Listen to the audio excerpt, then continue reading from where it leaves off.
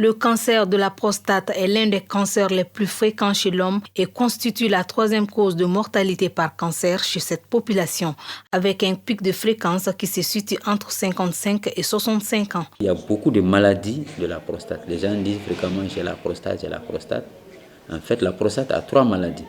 On peut avoir l'infection de la prostate, qu'on appelle prostatite. On peut voir chez les hommes, les jeunes, les vieux, à tout âge.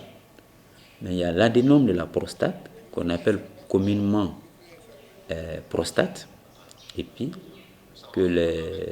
qui se développe à partir de 60 ans. En fait, la prostate commence à se développer à partir de la soixantaine.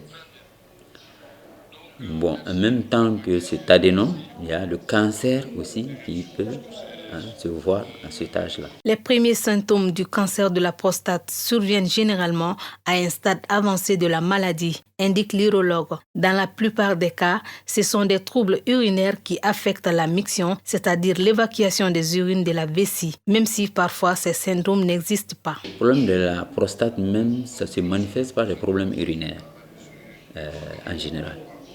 Et toutes les maladies de la prostate. Ce sont des patients qui vont se mettre à uriner beaucoup. Voilà, uriner beaucoup, qui vont se lever, surtout la nuit, qui vont se lever plusieurs fois pour aller uriner. Ou c'est des personnes qui ont des difficultés pour uriner. Voilà. Quand on a des difficultés pour évacuer la vessie, souvent ce sont des signes. Mais souvent on ne peut même pas voir des signes. Souvent il y a certains qui ne vont même pas développer des signes. Ils attendent au moment de la complication qu'ils vont commencer à montrer des signes. L'âge avancé constitue le premier facteur de risque, précise le professeur Diakité, ou des facteurs d'origine ethnique, même si ces derniers restent à démontrer. Les facteurs de risque connus, c'est l'âge avancé. Comme je l'ai dit, très souvent, c'est après la soixantaine. C'est après la soixantaine que la prostate commence à poser des problèmes. Ça, c'est le premier facteur qui est reconnu. Après, d'autres facteurs ont été cités, comme la race noire et puis l'alimentation. On dit que certains aliments, surtout la viande rouge, le lait, ont été cités, mais la preuve n'a pas été donnée. Mais ce sont des facteurs qui sont dits en général pour tout cancer.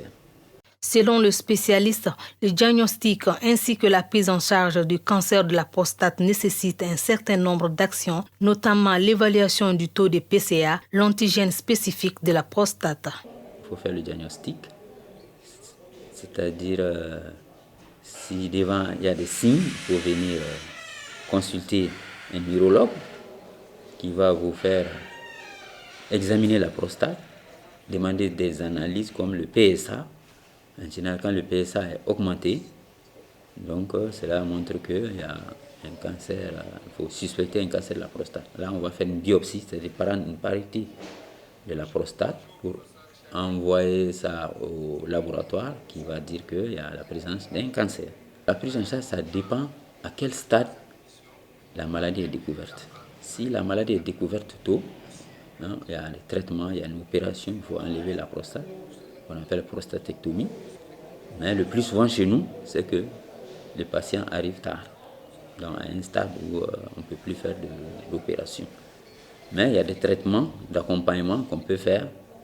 Ça, c'est pour ralentir l'avancée de la prostate.